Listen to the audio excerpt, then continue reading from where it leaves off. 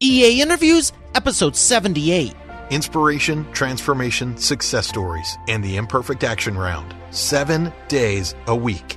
Join Mario Ficini for today's Expert Authority Effect interview. Have you ever wanted to grow a successful company? Of course you do. You probably already have a company, but is it to the point where you want it to be? I encountered John last year, and we had a great conversation. We've stayed in touch, and I'm so excited to have him here to be sharing with you. He is not only the CEO of the John Wentworth Company, but he has grown it substantially year after year in only 6 short years. Now, I've had friends that are real estate agents, and they're selling homes, and I don't know their exact numbers, but when I start hearing numbers like 200, 300, 400, 500 homes in a year, it piques my interest because I know that all successful business owners have their keys to success. And whether it's real estate, whether it's video production, whether it's book publishing, whether it's an auto body place, whatever your business is, there are some commonalities. And I'm excited to dig into that with John in just a second. But I also want to say he's the most humble and gracious, down-to-earth guy I've met in the last couple of years. So yes, he's the CEO, but more importantly, he actually cares, and he's going to be sharing this information with you right after we thank our sponsor. Why every business needs a book, including yours. Would you like to save 5+ hours with every prospect, generate more leads and profit in your business now? Visit businessbookchecklist.com and learn how you can implement this in your business today.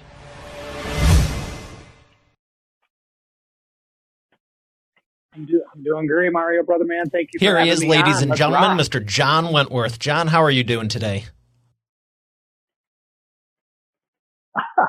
I am excited for you to share. It's my pleasure. What inspired you to start your company? I know a little bit of your background, but why take all the risk? Why start everything? I mean, you didn't need to.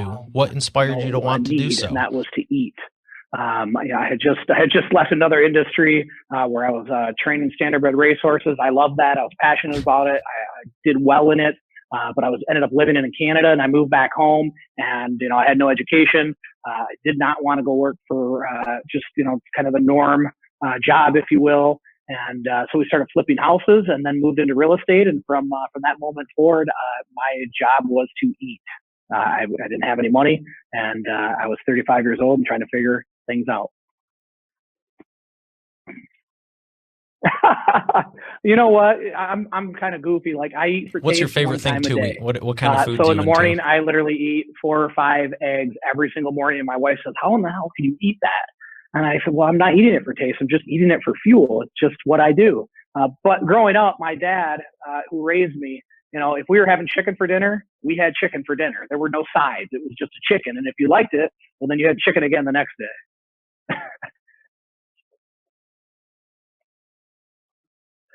Oh, well, I mean, look, what is my favorite Any meal? particular flavor? I mean, do you like to season season it or just it's either plain? salmon or filet and a good wine.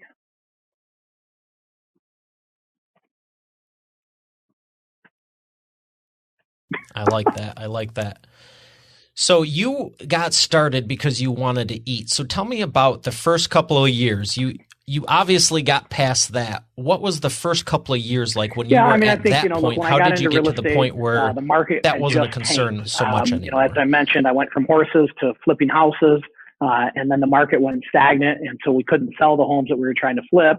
And so then I transitioned into, well, then I'll sell real estate. And I felt like, as we were selling those homes, I was seeing what people were doing and that they had some success. And, I felt like kind of in everything that I've done, if you're passionate about something, you're going to have some success in it. And so I started working my tail off. I started learning all that I could and just, every single day going and grinding. But, at that time also, I wasn't where I needed to be personally. Right. And that's kind of what we talked about earlier is, personal development equals and grows professional development. And at that time, I was kind of, I don't want to say I was going through the motions, but, my first goal was to eat and, put some money in my pocket and be able to pay the bills. I was renting an $800 house, and I had a roommate to pay half of it. I actually got it for a little more than half. But It's evolved, right? I never set out to have this amazing team of, 30, 35 people. That was not the vision. And still to this day, like, what is next for us? I just feel like I'm going to let the Lord lead me in that. And I'm going to show up every day and do the best that I can do for everybody around me.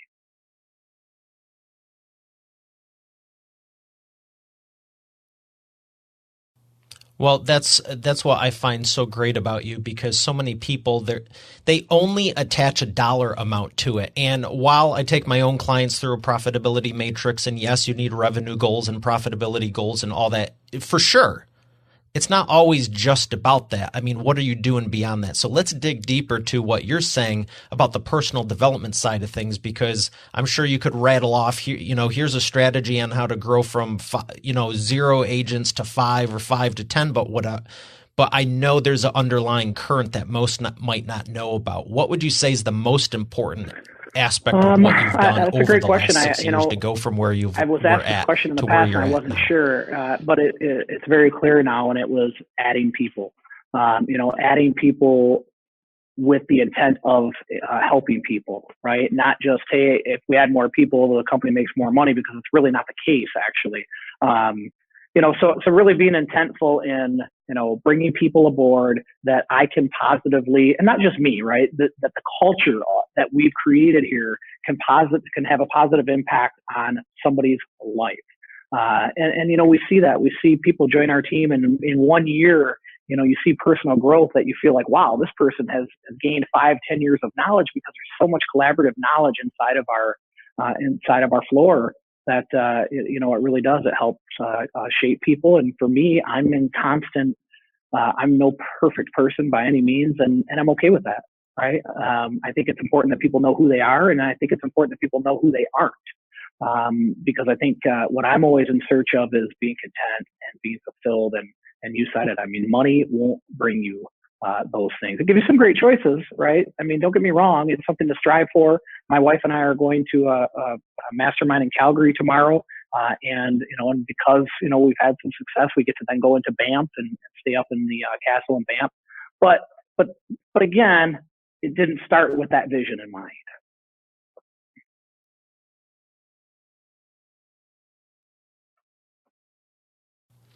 What's one of the coolest transformations you've seen over the course of starting the company to now? So in people, I think the coolest transformation, there is no single transformation. We see people that inside of our accountability groups, inside of the structure, the support from each other, people, whether it's, we had a gentleman that was, left college waiting tables, and this person's going to make 6 figures this year selling real estate. So is it about the money? No, but that certainly affords him a different lifestyle than it did, making 30 grand. But then the flip side of that is the maturity that I've seen in him in such a short amount of time. We have people on the team. We've got a gal right now inside of our accountability group. She's down 40 pounds in 6 weeks. So there's so many different things that's happening, and I think one of the things that we've all learned is that the whole is bigger than the part, right? Everybody inside of this, this group is very supportive of each other, and that's a very different environment than what well, if you're not in the real estate industry, you don't know, but if you're in the real estate industry, you know that very often it's, hey, thanks for joining. You've got a heartbeat. There's your office. Best of luck. And here it's a lot of support, a lot of lifting people up, a lot of mentoring, and that goes a long way. And I think the coolest thing about the growth of our business, again, there's a plethora of things. But if I had to narrow it down, it would be, the impact that we're having on our community. Something that I never thought of, right? Like, again, I just set out trying to eat. Now we're able to impact the community, and why? Because the whole is so great, and when you've got so many people, moving in the same direction, you can really do powerful stuff. So now we're looking at, our marketing used to be about, all right, post on Facebook, send out postcards, do a newspaper ad, put up a billboard. Like, that used to be the marketing. Now our marketing is like, okay, what can we do this year to impact our community? And so just, again, it evolves and it changes. And, one thing I think that just everybody, if they start making their day about how they can impact and help others instead of what can you get out of it, man, things take care of themselves at that point.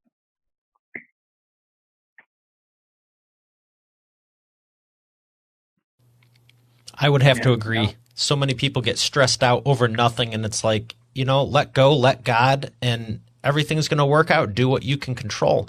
So to the point of, focusing on other people and putting out the intention that you were talking about, share a little bit of what you do in the morning. Gosh. Do you have a success routine that you found really helps out? Right? I don't, for me, that's, I'm trying not to swear, right? Because I just get wound up. But to me, that shit's kind of hokey.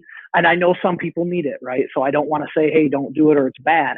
For me, and I think this, I said this earlier, you've got to know who you aren't also. And you got to be okay with that. I was involved, for example, in something called the 5 a.m. club. And I would encourage people to check that out. I do need to get a drink of water here. But, I was fortunate because 5 a.m. it was in California, so it was really 8 a.m.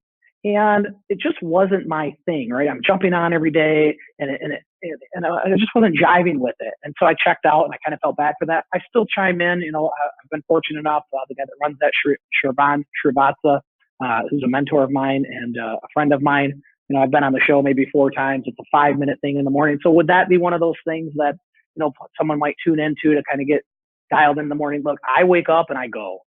I wake up at 5:30. I'm at the gym at 5:45 because it's like 1 mile from my house, which is great. And I just do the same thing over and over and over. I don't get too tied to what became of the day. I believe we make our day. I believe that, people talk about the weather. I don't care. People talk about what somebody else is doing. I don't care. I know what I need to do. And the best thing that I can do is just show up. And, people talk about who's your greatest competition? Me.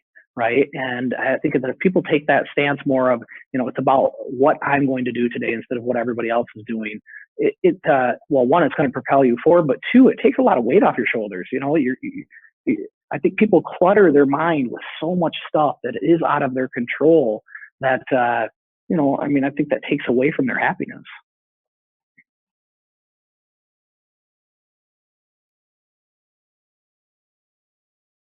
Well, from what I'm hearing, whether you want to call it a morning routine or not, it sounds like you wake up at the same time and working out is part of it. And you also just don't let stuff clutter your mind, like you just said. And I know so many people, they wake up, maybe not so much entrepreneurs, but people that aren't. It's like they wake up within 20 to 25 minutes of when they have to leave. And it's like from the second they wake up, they're just on the go, then you're in traffic, then you're doing this, and it's no wonder they're anxious by 5, 6 p.m. when they're done. I have an 8-year-old and a 19-year-old. My 19-year-old doesn't live at home anymore. But I set up my day based on what do I need to do for my children today, and what do I need to do to support my wife today. And then once I take care of those things, like for example, I'm leaving town, as I mentioned. My daughter's in horse camp. She's never gone before.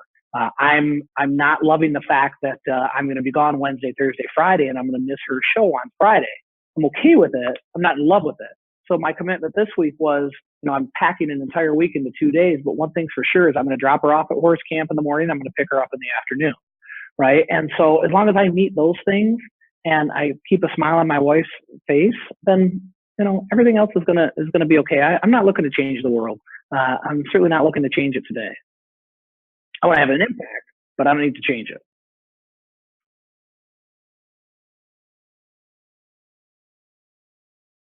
I love how humble you are about it, because whether you realize it or not, you are changing the world. And I remember when we first got connected, within a couple of days, I saw what you were doing and I was like, just really impressed. I mean, I know it's not about you, but the impact you are making, I'm seeing it. And it's one of the reasons I invited you on the show, because my whole goal is to elevate all the great people, because there's enough negative in the world. And frankly, we need more positive. Approval. I don't look for a tap on the back. Now, don't get me wrong. If somebody says, I appreciate that, but I don't tie myself to the fact that, I think about how do we find contentment or how can I be fulfilled? And again, money won't do it. People that lead with ego, I don't want to be around.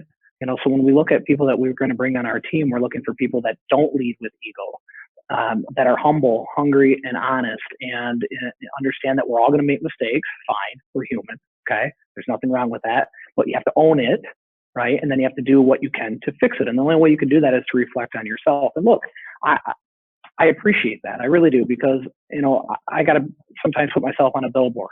I can't stand that. I'm probably the only person that's on a billboard and doesn't go drive and look at the darn thing. Now, it's just part of our business. And at the same time, I want people to really know who I am, as opposed to the perception that they see. I've gone through a lot of crazy shit that I could have a lot of excuses, right? And I don't believe in excuses, and so I don't know. I'm a weird bird when it comes to some of that stuff, but it is what it is, and I'm okay with it.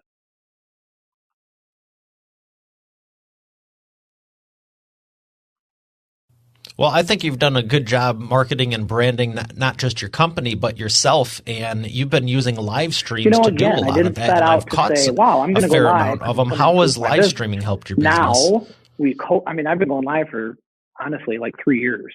And, and then again, it wasn't with the intent of, I just thought it was fun. And I'm a very open book. I'm happy to share things with people, the good, the bad, the ugly. And so I just was going live because I felt that one of the things that I'm seeking is authenticity, amongst myself, amongst my family, amongst the people in our environment, because I think that the tough guy role, the tough guy act, I think that's over. There used to be that time that you had to put on that persona in our society, and I feel like that's fading a little bit, which is a good thing. So I'm looking for the people that are vulnerable, the people that are like, I'm in touch with my feminine side, right? Whatever that means, I don't know. People say, oh, I like your pink. I'm surprised you wear pink. I don't think about this stuff. I don't look in the mirror in the morning. I have 3 hairs. I throw some lotion on my face. It goes in my hair as well, and I leave. I like to wear nice clothes, but that's part of my business. That's part of my representation of professionalism for our clients. It's not because I want people to say, oh, wow, you nice suit, right? I don't know. I get running on this stuff, but it's just who I am. It's all good. Who's my favorite? Mike Tyson. And people say, well, how the hell can you like Mike Tyson? Because I understand what he lived through, because I lived through, a lot of similar things to that in my childhood. And so, I just embrace who I am. I embrace the people in my life. I thank God every day. He delivered my wife, but he didn't deliver her to me until I was vulnerable, until I was ready. And that was the change that I went through, when I met Todd Crandall. So.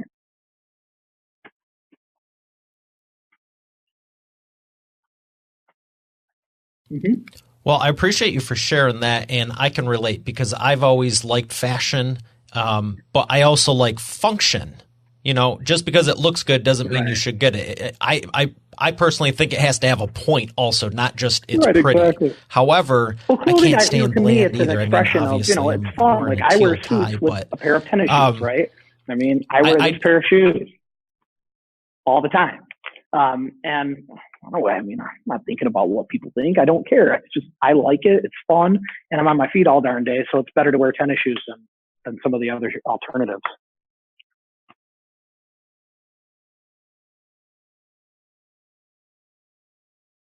And that's what I think a lot of people need to realize is the business is about you. And what worked for you to create your 0 to success, if you will, might not work for everyone else, but the reason it worked for you is because you tuned into yourself. And so many other people are just looking for a ABC cookie cutter system, and even if it's something that isn't with their flow, they still try doing it, and they're actually going against them. They're going against the grain, if you will. Oh, 1,000%. Would you agree that people need to look more inward instead of outward? Phase, right? I was insecure as a child. I was, my mother passed when I was young. My dad raised me. I was in a single wide trailer, baby. And I'm okay with that. My dad used to buy me, some of our viewers might remember Sears had a clothing line and it had a dragon on it, right? Well, I went to Grand Lake High School, man. All those people had polos. And so I literally would begin to buy clothing. I would take the clothing that my dad would buy, and I would take polo emblems off of other things and put them on my clothes. I would take, a jacket, for example. My dad had this old hunting jacket. This is a great story. And I took a polo emblem off of something else and sewed it into this jacket. And I sold that sucker to a guy named Sharam Esfahani. Hi, Sharam. So, maybe that's where the clothing thing, comes from. But yeah, outward is so shallow, and here's the other thing. I mean, if you try to be everything to everyone, you end up being no one to anybody. And so instead of looking at, if you want to live like a rapper, my friend John Sheplak, my mentor, always says this: if you want to live like a rapper, go for it. But it doesn't mean you're going to be fulfilled.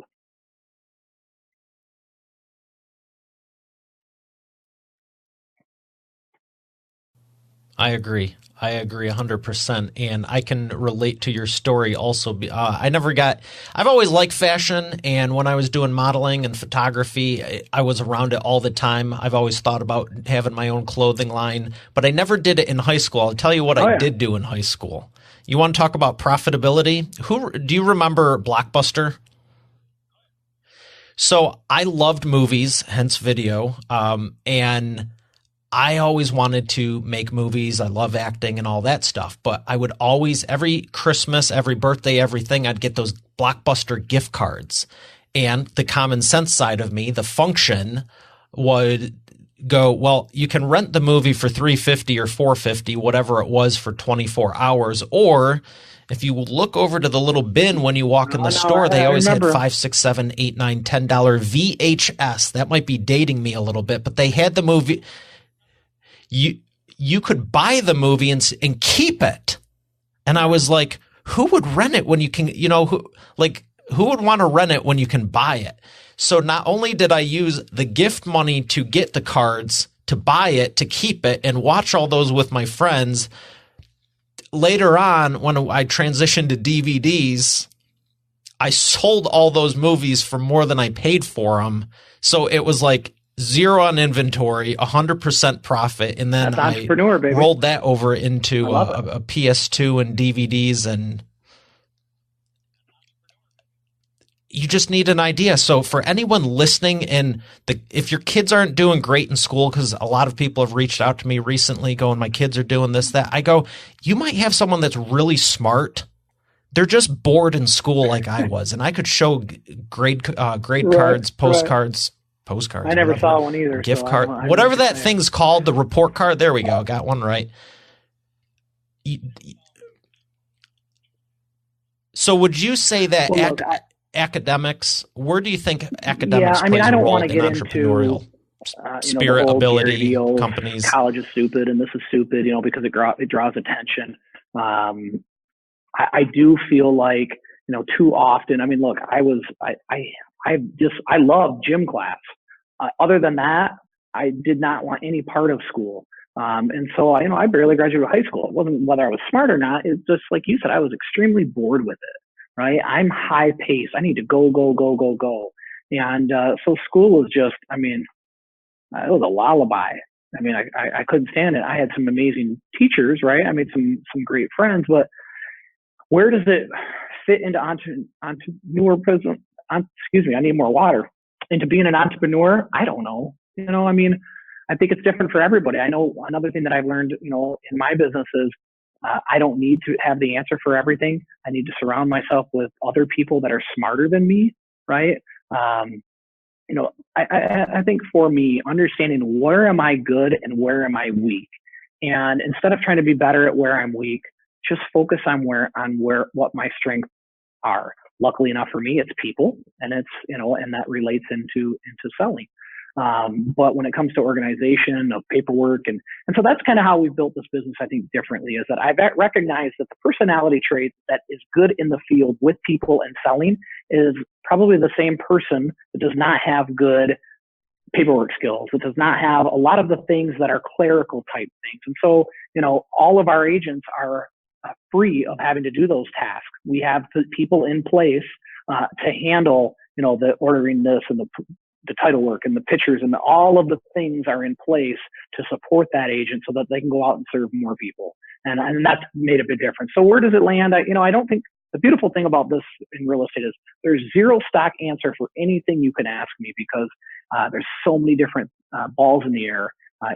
What do you do if a house's appraised is low? Well, I need to know what are the 5 other factors at hand. What were the comps? You know what I mean? There's so many layers, and that's with personal growth too. There's a lot of layers, and you got to be willing to dig deep.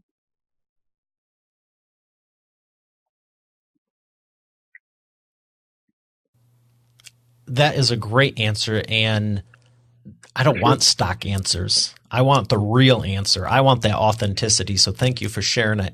One last question before we go to the imperfect action round. How has speaking helped your business? I was asked to speak at a conference in New Orleans by a friend of mine, Jason Will, and his wife, Diana. And it was a real estate conference, and I spoke nothing about real estate. I shared a personal story of mine, with my mom, the things that I went through with my mother. And really focused on, how can people find, because look, you need to sell homes if you're in real estate, right? I mean, you do. I think that goes without saying. And we're at this conference with many, many amazing speakers that are all going to speak about real estate. And I just went the other way, and I talked about life, and I talked about, trying to find contentment and understanding that you're not going to find it necessarily in money. Like I said before, there's never been enough money to keep a marriage together. So money isn't the thing that you should be seeking. And just kind of really shared from my heart, and that had an effect on those people. I had people coming up to me afterwards crying that they had lived through abuse as well, and bringing some of those layers forward. So how did it help my business? I don't really know that it did or care that it did. I'm seeking, how can I help other people? If I help other people, then the good Lord's going to be abundant in what we're doing here in our business.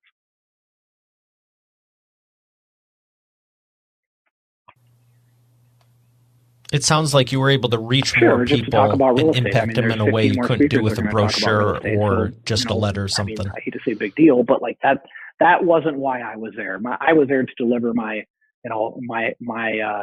the things that I lived through, right? And then share that, look, if I can do it, anyone can do it. And I think that's really the message. I lived through some crazy stuff as a child. My mother committed suicide when I was 5. Very abusive in any way you could think imaginable. And my dad really struggled after her passing. He lived with a lot of anger. A lot of anger on his heart.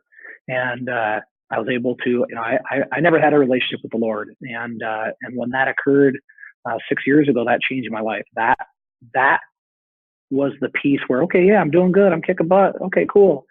And then I leave this men's retreat that I go to, and I'm floored. I'm like, okay, everything has changed now. And, by the grace of God, I was able to lead my dad to him after he got off a ventilator. He was on a ventilator for 2 weeks, almost passed, and I was able to lead him to the Lord, and he's been sober now 3 years. He was over on Father's Day. He was at my daughter's dance recital, doing things that he never did in the past. Yeah, thank you.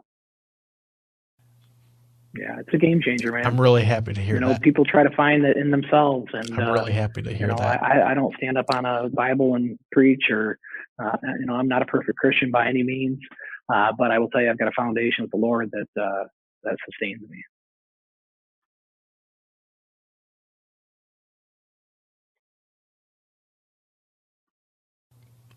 I'm glad you're sharing it. Well, I can't read, so I don't know. Keep doing what you're doing. Scripture. You don't need to be quoting scripture or anything to be making an impact.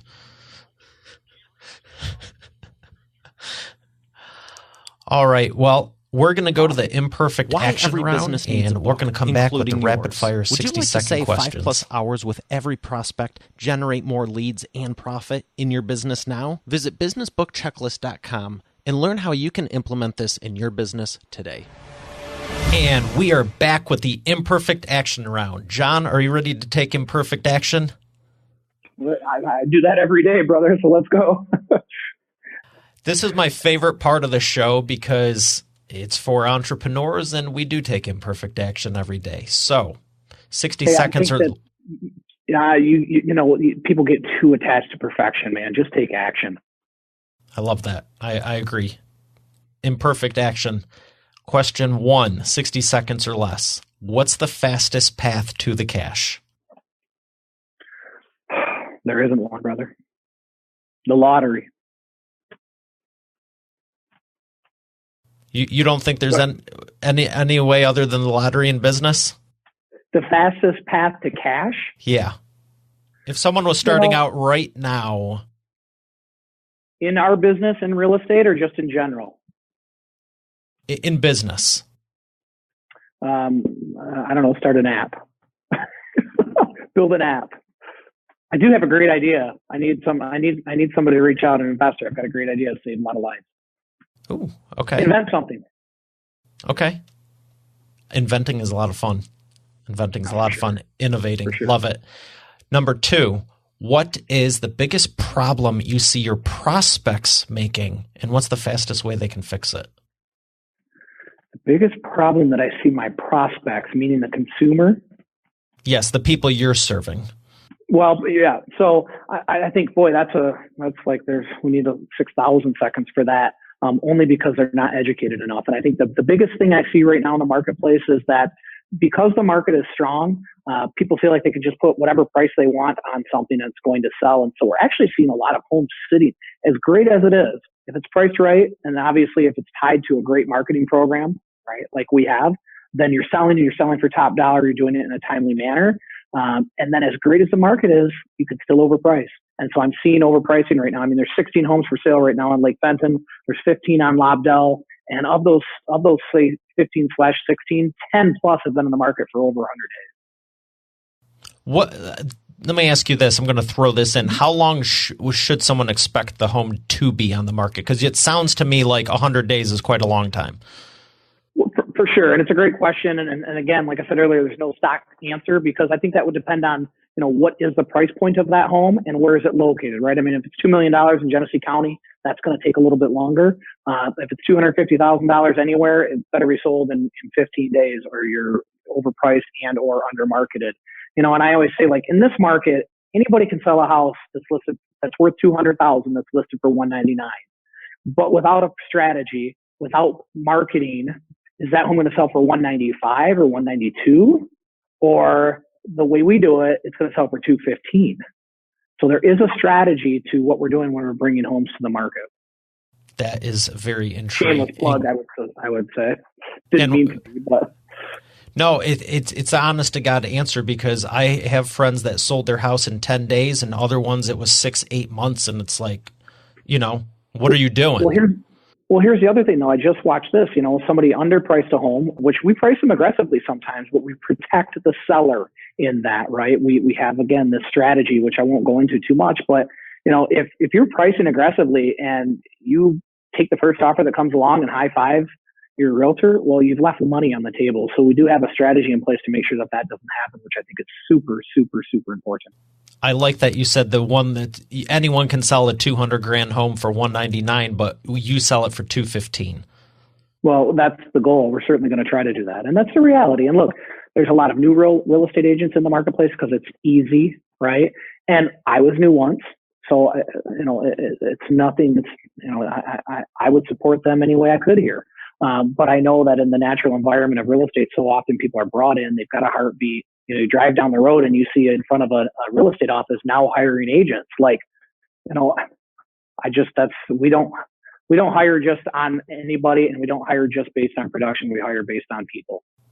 I like that. I like that a lot. So the third one is, what is the best way to maximize customer lifetime value? Ooh, that's a great question. And that's a difficult question, especially in this industry. In this industry here, the things that are super difficult, all of them, right? Because there's so many people involved. You've got the listing agent, you've got the seller, you've got the buy agent, you've got the buyer, you've got the inspector, you've got the appraisal, you've got the title work, there's so many layers here. And so again, what we really focus on is understanding that many times when we're in a transaction with another agent, we're going to do their job for them, right? It just is what it is, and we embrace it because that's how we're going to get to the closing. So I forgot the question. I'm sorry. Best way to maximize customer lifetime value? Be authentic, baby. You got to love your people. You've got to, and look, I'm human, right? I'm not perfect. Okay. And to grow this business, I have to look at, where are the pain points for the consumer and how do we fix them before they happen? And when we miss them, how do we then get ahead of them and correct them so that they don't happen again? So I think you've got to have a very good working relationship with them. And I see too often realtors trying to make their clients their buddies because they feel like that's how they're going to hold on to them. And I'm very clear with my people. I'm here to do a job for you, right? I don't need your friendship. If after the job is done that occurs, and it does often, awesome. But until then, I've got a job to you because that way I can remove emotion, right? And I can be very diligent in what I'm doing to service you best as a client. So I still don't think I answered the question though.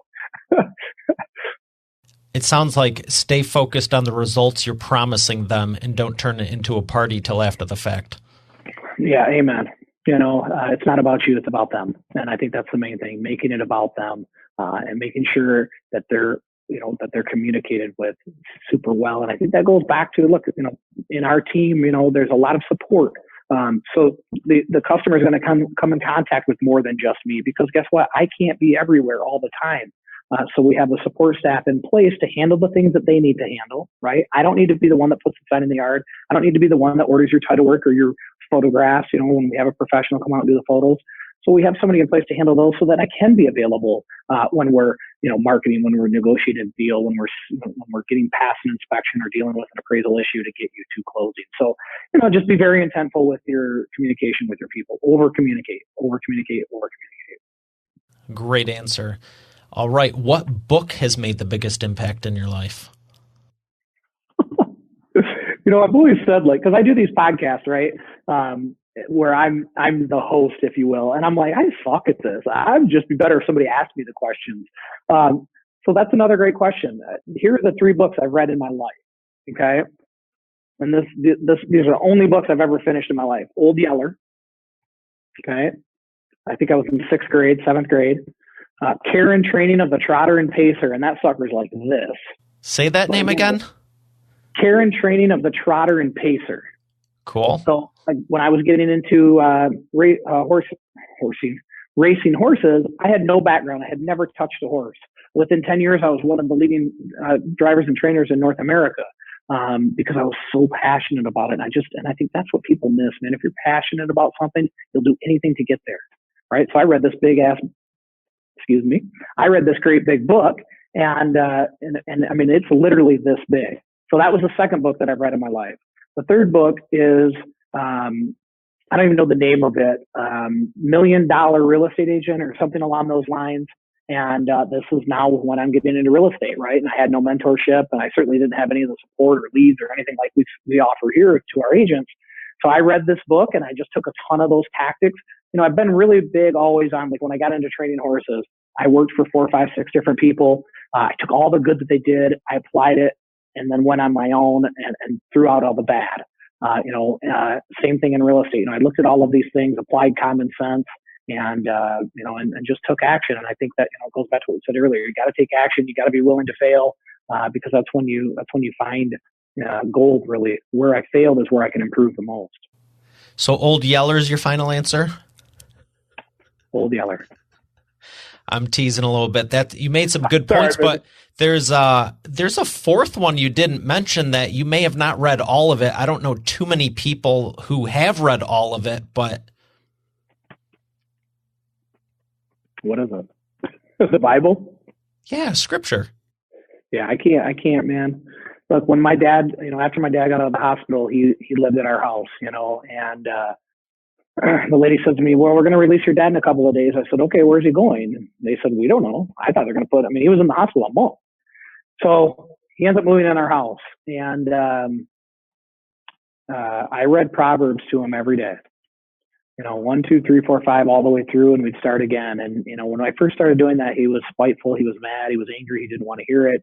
That was powerful. So I have read the Proverbs. But when I tried, and I try so often, and my friend Tony Tone, who's here earlier, you saw him, Tony's got a tremendous roots in his faith. His daddy was a preacher. And Tony said to me, instead of, because, you feel like you have to read a lot, right? He's like, if you read 3 sentences and that 3rd sentence is impactful, then just sit on that, close it up and move on. Now, as I said earlier, I'm no perfect Christian. I'll get dialed in and I'll be doing that, and then I'll get pulled away from it. So, but I have not read the Bible. I would pretty much promise you that the Lord knows there's no shot I'm ever going to read that entire book, because the wording is really difficult for me.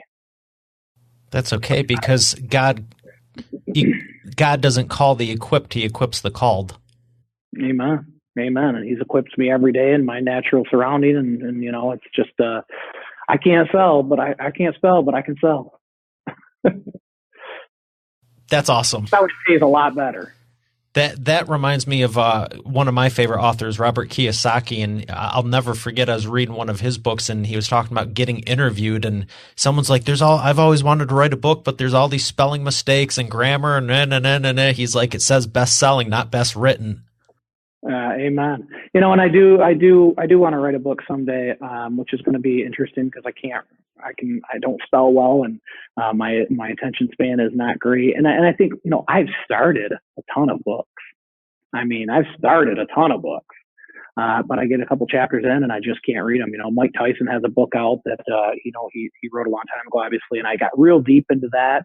And I just kind of, it just fell away. I start a ton of books, whether, it's self-help or it's business related. And I get 2 or 3 chapters in and I just, I don't know. I just don't, and I'm okay with it. I don't find fulfillment in that. I know what I need to do every day. And it doesn't mean I can't learn more, but I know where to go to learn it. And for me, it's just not a book. I need interaction. I failed English 7 times. I assure you, you can write a book, because you don't need to write it. We could turn this into a book if we wanted to. If someone asked you questions, could you answer them? Yes. Done deal then. There you go. And that's what people have said, just do an audio style type book. But, look, my book is going to be, and we've talked about this. When is that going to happen? Why are you waiting? Maybe I'm a little afraid, to be honest, right? Because it's, there's a lot of depth to my story, and it affects other people, not just me. And so, my mentor, Mr. Shep Black, as I mentioned earlier, I'm going to be seeing him in Calgary this week, but, I would say, well, I'm worried about so-and-so in my life. What are they going to think if I share this stuff? And then the next person, he said, you're worried about 3 when you can change the lives of 300,000.